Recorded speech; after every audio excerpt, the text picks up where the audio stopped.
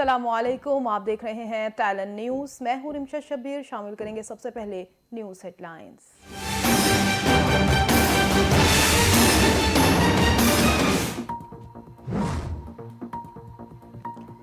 وزیراعظم عمران خان آج شام قوم سے خطاب کریں گے۔ وفاقی وزیر اطلاعات فواد چودھری کہتے ہیں وزیراعظم روس یوکرین تنازع، ملکی معیشت اور عالمی چیلنجز پر قوم کو اعتماد ملیں گے۔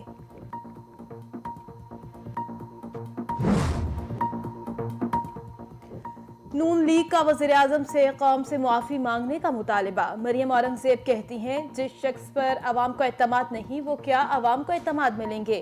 کیا وزیراعظم سیاسی مخالفین پر جھوٹے الزامات لگانے پر معافی مانگے؟ مہنگائی میں کمی، 50 لاکھ گھر اور 1 کروڑ نوکری کا اعلان اب ممکن نہیں۔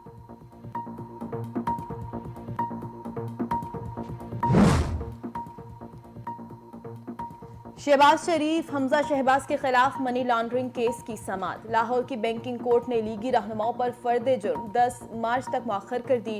عبوری ضمانت میں بھی 10 مارچ تک توسیع۔ ایف آئی اے کی روزانہ کی بنیاد پر سماعت کرنے کی درخواست۔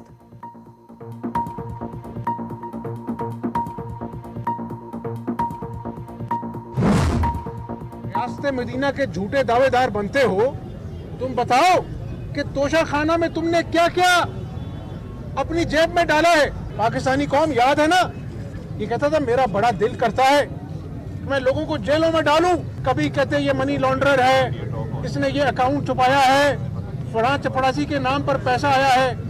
4 سال سے مسلم لیگ جو ہے وہ یا جیلیں بھگت رہی ہے یا وہ عدالتوں میں روز پیشیاں بھگت رہی ہے۔ کہاں گیا وہ نیا پاکستان جس کا وعدہ کیا گیا تھا؟ حمزہ شہباز کا حکومت سے سوال۔ لیگی رہنما کہتے ہیں حکومت کو نکالنے کے لیے آئینی طریقہ اختیار کریں گے۔ 126 دن کا دھرنا دے کر تماشا نہیں لگائیں گے۔ کہتے تھے ان کو جیل میں ڈالوں گا، پیسے نکلواؤں گا، لیکن کھودا پہاڑ اور نکلا چوہا۔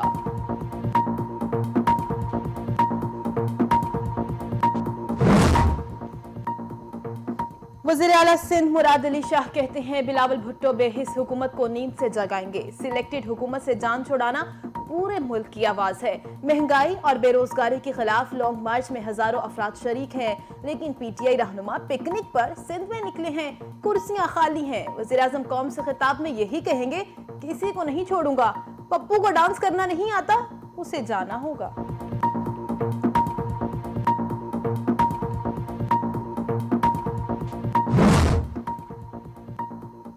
30 سالوں میں نون لیگ کے پاس دکھانے کے لیے صرف میٹرو اور اورنج ٹرین ہے۔ ترجمان پنجاب حکومت کی نون لیگ پر تنقید۔ بولے شہباز شریف کے دونوں منصوبے قوم کے لیے سفید ہاتھی ثابت ہوئے۔ آج بھی قوم ان منصوبوں پر اربوں روپے جھونک رہی ہے۔ بزدار حکومت پہلی بار پسماندہ علاقوں کی ترقی کا بیڑا اٹھا رہی ہے۔ 2 نہیں 1 پاکستان کے خواب کو عملی تعبیر مل رہی ہے۔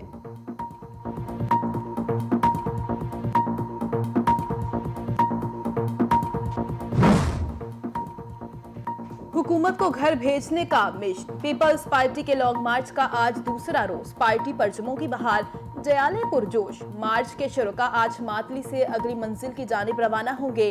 ادھر تحریک انصاف کا صوبائی حکومت کے خلاف سندھ حقوق مارچ بھی جاری۔ شرکا نے رات جیکب آباد میں گزاری، آج لاڑکانہ روانہ ہوں گے۔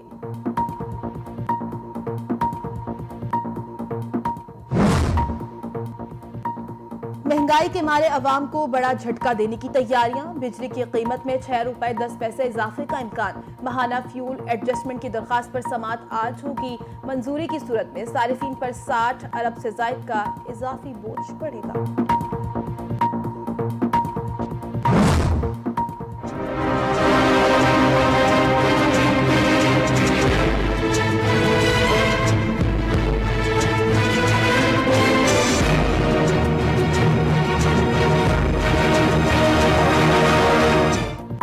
ملک بھر میں کورونا کی 5ویں لہر کمزور پڑنے لگی۔ ایک دن میں 5 اموات۔ این سی او سی کے مطابق گزشتہ 24 گھنٹوں میں مزید 856 نئے کیسز رپورٹ ہوئے، جبکہ کورونا مثبت کیسز کی شرح 2.56% رہی۔ ایرانی فضائیہ کے سربراہ کا دورہ پاکستان، بریگیڈیئر جنرل حامد واحدی آج ایئر ہیڈ کوارٹر اسلام آباد کا دورہ کریں گے۔ پاک فضائیہ کے سربراہ سے بھی ملاقات ہوگی۔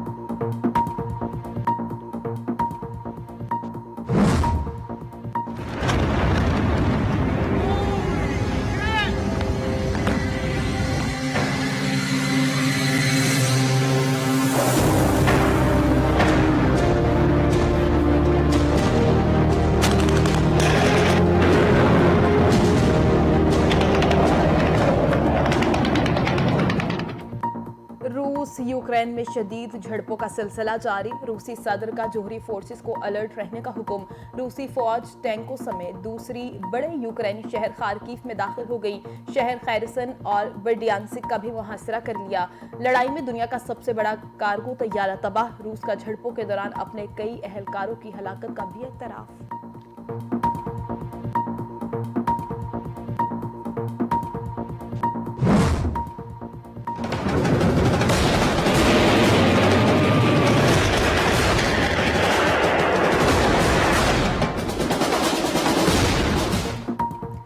روس کی یوکرین پر حملوں میں مزید شدت آ گئی، دارالحکومت کیف اور خارکیف میں دوبارہ گولہ باری شروع، سائرن بجنے لگے۔ یوکرینی فضائیہ کے بھی روسی فوج کے قافلوں پر ڈرون حملے، یوکرین کے شہریوں نے روسی ٹینکوں کا راستہ روک دیا۔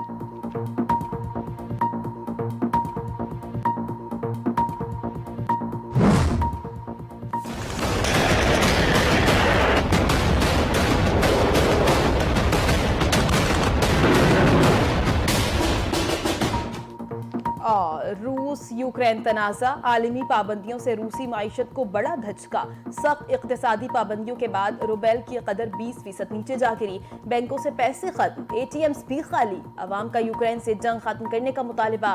یوکرین جنگ پر جنرل اسمبلی کا ہنگامی اجلاس آج ہوگا، G7 ممالک نے روس کو مزید پابندیوں کی دھمکی دے دی۔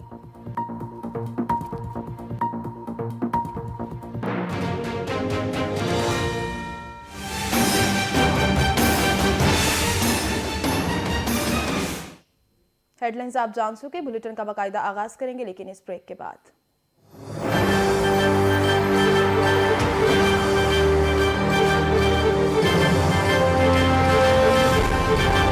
Welcome back. بلیٹن کے آغاز میں سب سے پہلے آپ کو بتائیں کہ وزیراعظم عمران خان آج شام قوم سے خطاب کریں گے۔ وفاقی وزیر اطلاعات فواد چوہدری نے ٹویٹ میں کہا کہ وزیراعظم عمران خان آج شام قوم سے خطاب میں روس اور یوکرین تنازع پر بات کریں گے۔ فواد چوہدری کا مزید کہنا تھا کہ وزیراعظم عمران خان اپنے خطاب میں معیشت اور عالمی چیلنجز پر قوم کو اعتماد میں لیں گے۔ آپ کو اپڈیٹ کر رہے ہیں کہ وزیراعظم عمران خان آج شام قوم سے خطاب کریں گے۔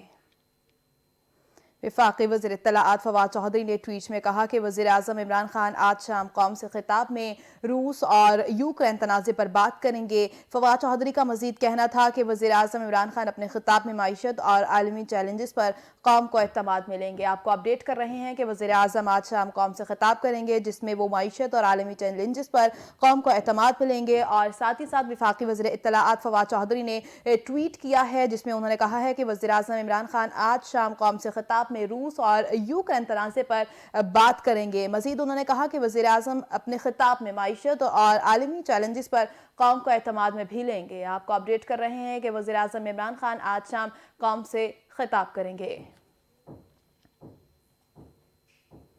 دوسری جانب وزیر خارجہ شاہ محمود قریشی کہتے ہیں وزیراعظم عمران خان آج قوم سے خطاب میں بڑا اعلان کریں گے۔ ایک طرف سندھ حقوق، دوسری طرف سرکاری مارچ ہے۔ مارچ میں شرکت کرنے والوں کو 30 ہزار روپے دیے جا رہے ہیں۔ آج لاڑکانہ جائیں گے، رکاوٹ ڈالی تو توڑ دیں گے۔ ہم وفاق ہے، اگر پنجاب وفاق کی اکائی ہے تو سندھ بھی وفاق کی اکائی ہے۔ اگر بلاول پنجاب جا سکتے ہیں تو میں سندھ نہیں آ سکتا؟ سندھ کے ساتھ ہمارا پرانا رشتہ ہے۔ سندھی ٹوپی، سندھی اچرک کی عظمت کو میری آنکھ کھلی تو میں نے دیکھا، پہچانا۔ انشاءاللہ ہم لاڑکانہ جائیں گے، اور اگر کوئی رکاوٹ کھڑی کی گئی تو توڑ دیں گے رکاوٹ کو۔ انشاءاللہ ہم لاڑکانہ آج پہنچیں گے اور اپنی بات کریں گے۔ یہ سندھ حکومت کی ناکامی کا ایک کہتے ہیں نا بچاؤ ہے۔ 7th نیشنل فائنانس ایوارڈ جو دیا گیا اس میں آپ دیکھ رہے ہیں کہ سندھ کو اور دیگر صوبوں کو جو وسائل دیے گئے، آج میں پوچھنے آیا ہوں وہ 15 سال میں وسائل خرچ کہاں ہوئے؟ اس کا ضیاع آج ان کی تجوریاں بھر گئیں اور سندھ کا خزانہ خالی ہو گیا. اسی کا تو حساب مانگنے آیا ہوں، اسی کا سوال تو اٹھانے آیا ہوں. یہ لوگوں سے یہ اس قسم کے ناٹک نہیں رچا سکتے. لوگ بہت آگے جا چکے ہیں. میڈیا نے، سوشل میڈیا نے لوگوں کو اتنا باخبر کر دیا ہے کہ پل پل کی خبر ان کے پاس پہنچتی ہے، ایک ایک منٹ کی ان کے پاس اطلاعات ہوتی ہیں. صرف پاکستان کی نہیں، دنیا کی خبریں ایک منٹ میں پہنچ جاتی ہیں. یہ اپنی ناکامیوں کو اگر فیڈرل گورنمنٹ کو قبول نہیں کریں گے، دیکھیے تعلیم سندھ حکومت کی ہے، وفاقی حکومت کی ہے، سندھ حکومت کی. صحت کا نظام کون چلا رہا ہے؟ سندھ حکومت. پینے کا پانی کا نظام کون دیتا ہے؟ سندھ حکومت. کچرا اٹھانے کی ذمہ داری کس کی ہے؟ سندھ حکومت. جو امن امات کی صورتحال ہے، پولیس کس کے تابع ہے؟ سندھ حکومت. ریونیو ڈپارٹمنٹ کس کے تابع ہے؟ سندھ حکومت. ٹھیک، سارے سینیٹیشن. دوسری جانب نون لیگ کی ترجمان مریم اورنگزیب کہتی ہیں وزیر اعظم آخری خطاب کر کے قوم کا مزید وقت ہی ضائع کریں گے.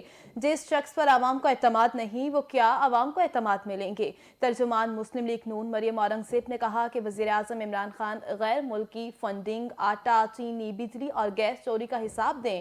قوم سے کیے اپنے جھوٹے وعدوں پر معافی مانگے. سیاسی مخالفین پر جھوٹے الزامات لگانے پر معافی مانگے. مہنگائی میں کمی، 50 لاکھ گھر اور 1 کروڑ نوکری کا اعلان اب ممکن نہیں. IMF نہیں جاؤں گا جیسے جھوٹے اعلان بھی اب ممکن نہیں رہے.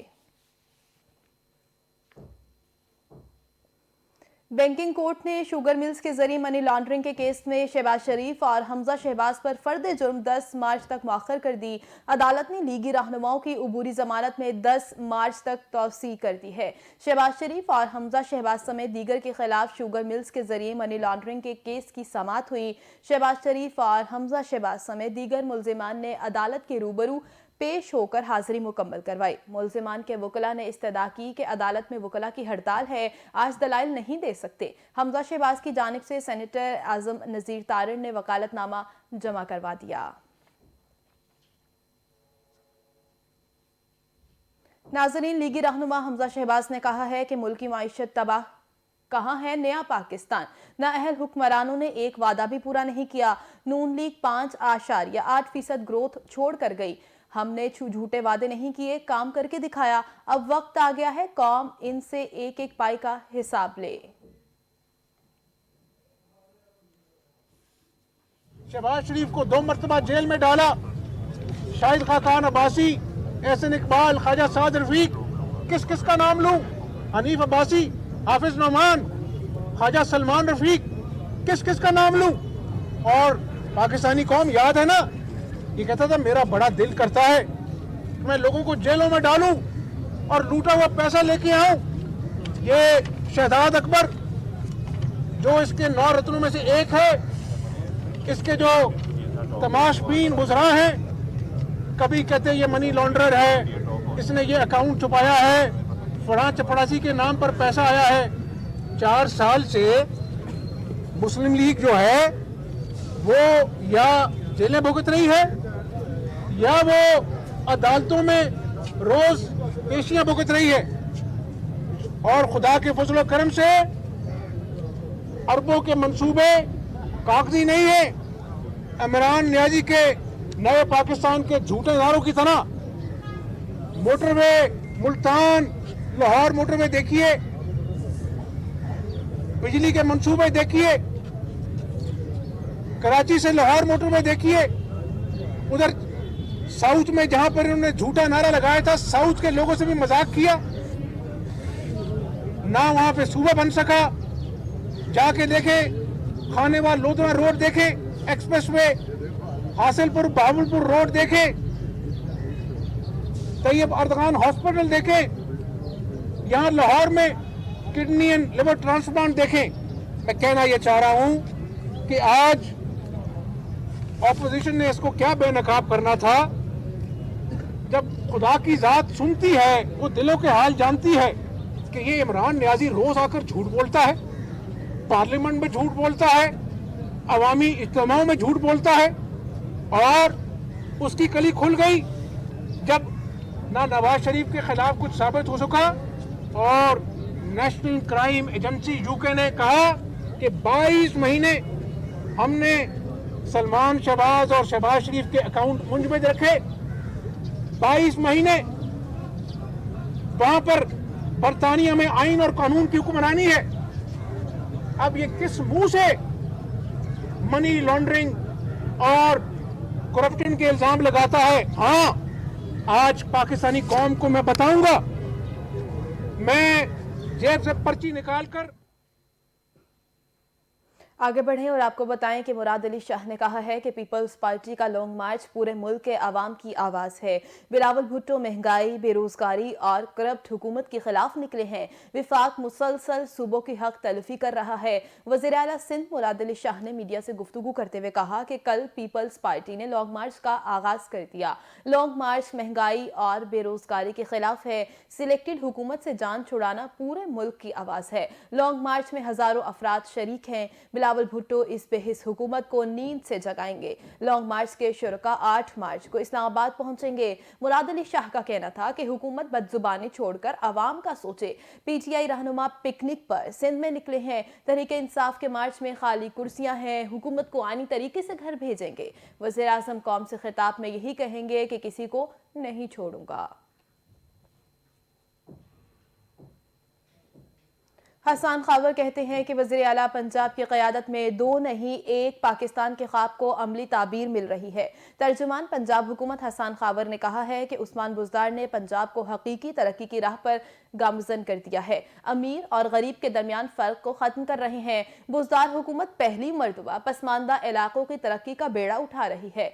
2 नहीं 1 पाकिस्तान के ख्वाब को अमली ताबीर मिल रही है। पूरा पंजाब यकसा तौर पर तरक्की की दौड़ में शामिल हो रहा है। शहबाज शरीफ की सारी तरक्की सिर्फ फोटोशूट तक महदूद थी। 30 सालों में नून लीग के पास दिखाने के लिए सिर्फ मेट्रो और ऑरेंज ट्रेन है। नून लीग के ये दोनों मंसूबे कौम के लिए सफेद हाथी साबित हुए हैं। आज भी कौम इन मंसूबों पर अरबों रुपए झोंक रही है।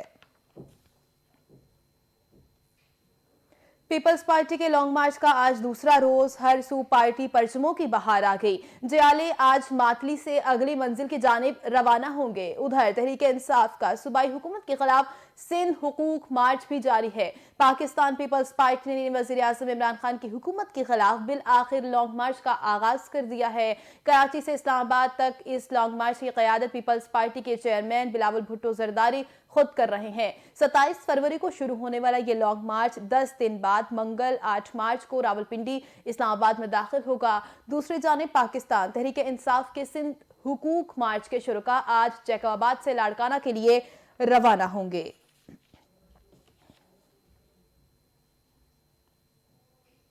अब कुछ बात कर लेते हैं टैलेंट स्पोर्ट्स की।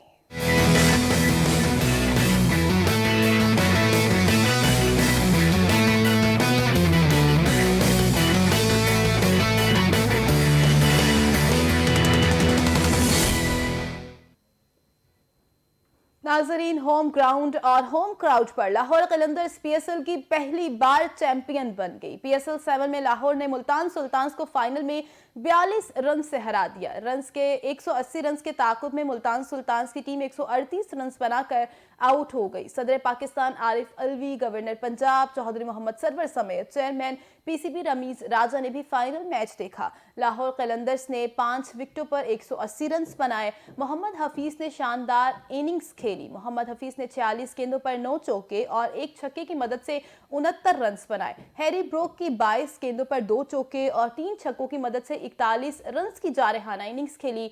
डेविड वीजे के 8 गेंदों पर 3 छक्कों और 28 और 1 चौका लगाकर 28 रन की शानदार बल्लेबाजी की। जवाब में मुल्तान सुल्तान्स की टीम हदफ को हासिल करने में नाकाम रही। मुल्तान के 5 खिलाड़ी डबल फिगर में दाखिल न हो सके। मुल्तान की तरफ से खुशदिल शाह 32 रन बनाकर नुमाया बल्लेबाज रहे। सदर मुमलिकत डॉक्टर आरिफ अलवी ने लाहौर कलंदर्स को पीएसएल टाइटल जीतने पर मुबारकबाद देते हुए कहा है कि मुबारक हो Lahore Qalandars P S L 7 میں دفاعی چیمپئن ملتان سلطانز کو شکست سے دوچار کرنے والی لاہور قلندرز کی ٹیم کو امیر جماعت اسلامی پاکستان سراج الحق اور وزیر اعظم کے معاون خصوصی شہباز گل نے بھی مبارکباد دی ہے۔ تحریک انصاف سے تعلق رکھنے والے سینیٹر فیصل جاوید نے لاہور قلندرز کی کامیابی پر مبارکباد دیتے ہوئے کہا ہے کہ آج لاہور نہیں پاکستان جیتا ہے اور شاہین جیتا ہے۔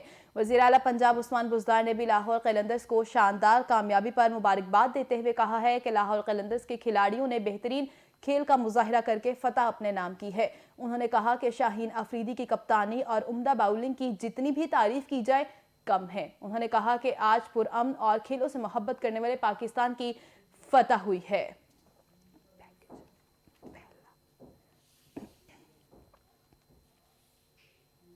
ناظرین، کراچی کے علاقے فیڈرل بی ایریا میں کچرا کنڈی بنا تباہ حال پارک باغ مصطفیٰ کا تزئین و آرائش کے بعد افتتاح کر دیا گیا ہے۔ پارک کی بحالی پر علاقہ مکینوں میں خوشی کی لہر دوڑ آئی۔ تفصیلات اس رپورٹ میں۔ ایڈمنسٹریٹر کراچی، مشیر قانون اور ترجمان حکومت سندھ بیرسٹر مرتضی وہاب نے فیڈرل بی ایریا میں اجڑے ہوئے تباہ حال پارک باغ مصطفیٰ کا تزئین و آرائش کے بعد افتتاح کر دیا۔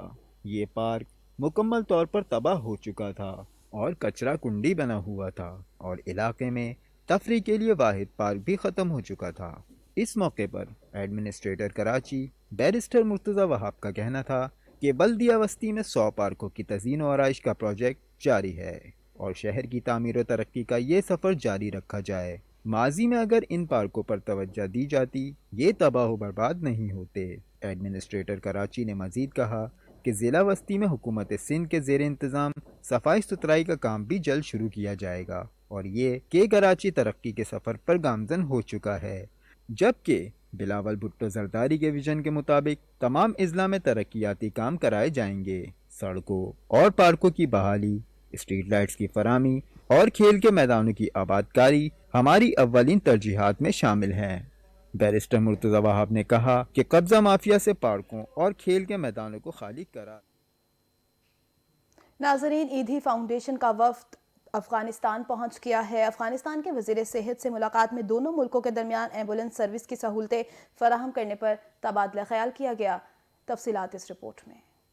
افغانستان کی وزیر صحت نے ایدھی فاؤنڈیشن پاکستان کی ٹیم سے کابل میں واقع اپنے دفتر میں تفصیلی ملاقات کی۔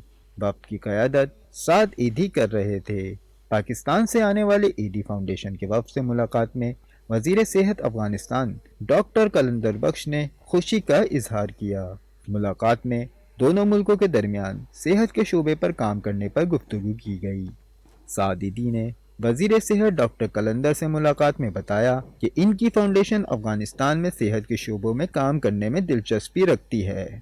جب افغانستان میں انسانی بحران ایک بڑا مسئلہ بنا ہوا ہے، وہیں پر صحت بھی ایک اہم مسئلہ ہے جس پر دو طرفہ کام کرنے کی ضرورت ہے۔ ایدھی فاؤنڈیشن افغانستان سے پاکستان جانے والے مریضوں کو ایمبولینس کی سہولت بھی فراہم کرنا چاہتا ہے، جبکہ ایک ملک سے دوسرے ملک مریض کو منتقل کرنے کے لیے بھی ایمبولینس سروس دینے کی خواہش رکھتے ہیں۔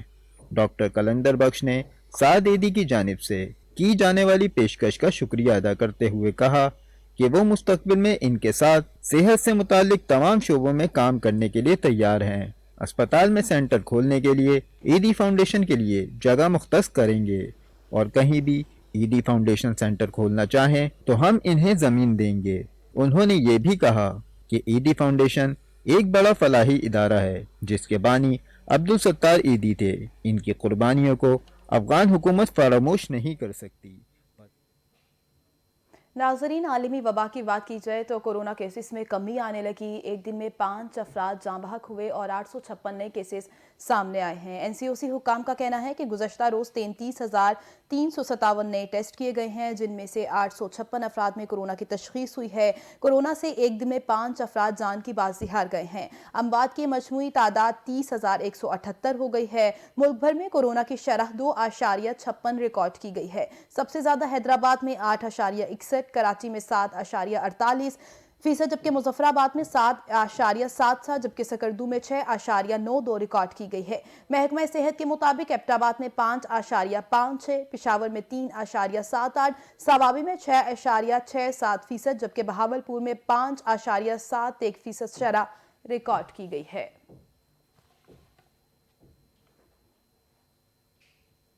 آگے بڑھتے ہوئے آپ کو بتائیں کہ روس کے صدر ولادیمیر پیوٹن نے روسی افواج کو حکم دیا ہے کہ وہ اپنی اسٹریٹجک جوہری فورسز کو خصوصی الرٹ پر رکھیں۔ روسی میڈیا کی طرف سے دعویٰ کیا گیا ہے کہ 4 روز سے جاری روس کے ساتھ جنگ کے بعد یوکرین ماسکو کے ساتھ مذاکرات کے لیے تیار ہو گیا، جبکہ روسی صدر ولادیمیر پیوٹن نے نیوکلیئر فورس کو الرٹ رہنے کا حکم دے دیا۔ روسی خبر رساں ادارے کی رپورٹ کے مطابق یوکرین بالآخر روس کے ساتھ مذاکرات کے لیے تیار ہو گیا۔ یہ بات چیت ہمسایہ ملک بیلاروس میں ہوگی، جہاں پر ایک ٹیم بھیجنے پر اتفاق کر لیا گیا۔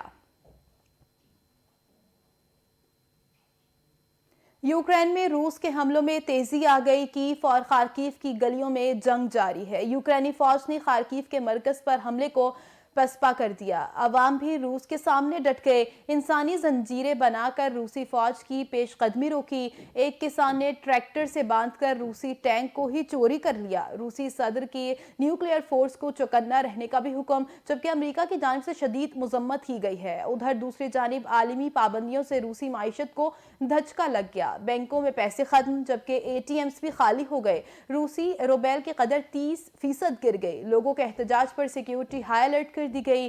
روسی ارب پتی افراد نے جنگ ختم کرنے کا مطالبہ کر دیا۔ پیوٹن کے حامی میڈیا پرسن کے اثاثے سیل ہوئے تو انہوں نے بھی صدر کی مخالفت شروع کر دی۔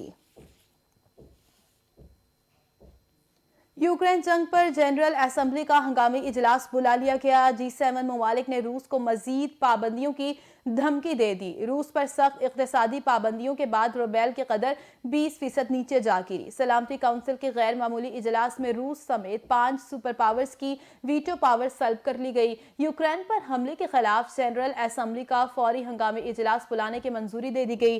قرارداد کے حق میں 11 ممالک نے ووٹ دیا۔ چین، بھارت، عرب امارات نے ووٹنگ میں حصہ نہیں لیا۔ دوسری جانب G7 ممالک نے روس پر مزید پابندیوں کی دھمکی دے دی۔ امریکہ، برطانیہ، جرمنی، فرانس، کینیڈا، اٹلی اور جاپان کی جانب سے مشترکہ اعلامیے میں کہا گیا ہے کہ یوکرینی علاقوں پر قبضے کو تسلیم نہیں کیا جائے گا۔ روس نے حملے بند نہ کیے تو مزید پابندیاں لگا دیں گے۔ امریکہ، یورپی یونین، برطانیہ اور کینیڈا کی جانب سے اقتصادی پابندیوں کے بعد روسی کرنسی اپنی قدر کھو بیٹھی ہے۔ روبیل ڈالر کے مقابلے میں پہلی بار 20% تک گر گیا ہے۔ سوئفٹ بینکاری سسٹم سے نکالے جانے کے بعد روس کو اب پیٹرول اور گندم کی برآمدات کی ڈیلنگ میں شدید مشکلات کا سامنا ہے۔ اسی کے ساتھ نیوز اسٹوڈیو سے فی الوقت اتنا ہی۔ مزید خبروں اور اپڈیٹس کے لیے دیکھتے رہیے ٹیلن نیوز۔